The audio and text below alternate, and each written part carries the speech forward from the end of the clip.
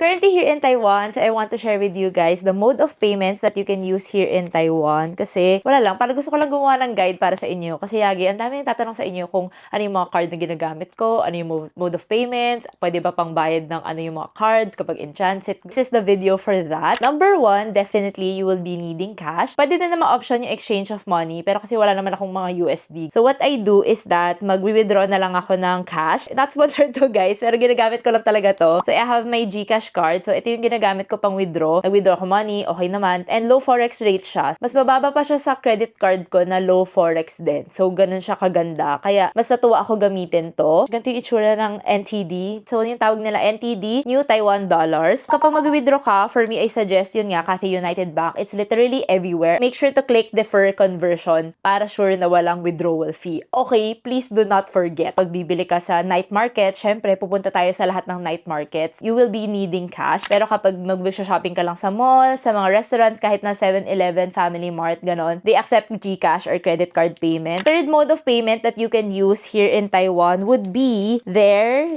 Easy Card, which is in Chinese, Yoyo Ka. Para siyang beep card natin. So kapag sasakay ka ng bus, sasakay ka ng MRT, you can use that card to pay. For me, I found this one. BT21 siya, tapos may charm siya. Ang arte ko, like gusto ko talaga na cute siya. So yung usual, parang nakalagay lang Easy Card or like look ganon. Kailangan mo lang siya i-top up. Also, lastly, may mga nakikita ako na parang line app or something, parang QR siya sa phone, pero hindi na ako masyado familiar doon and I personally did not use that. So yun, based on my experience, those are the 4 mode of payments that you can use here in Taiwan. Comment din kayo guys if ever na may masasuggest pa kayo ng mga iba or like na-miss out ako. Help someone na pupunta sa Taiwan and hindi masyadong alam about like all these things na nakakalos. Sana nakatulong guys and follow for more!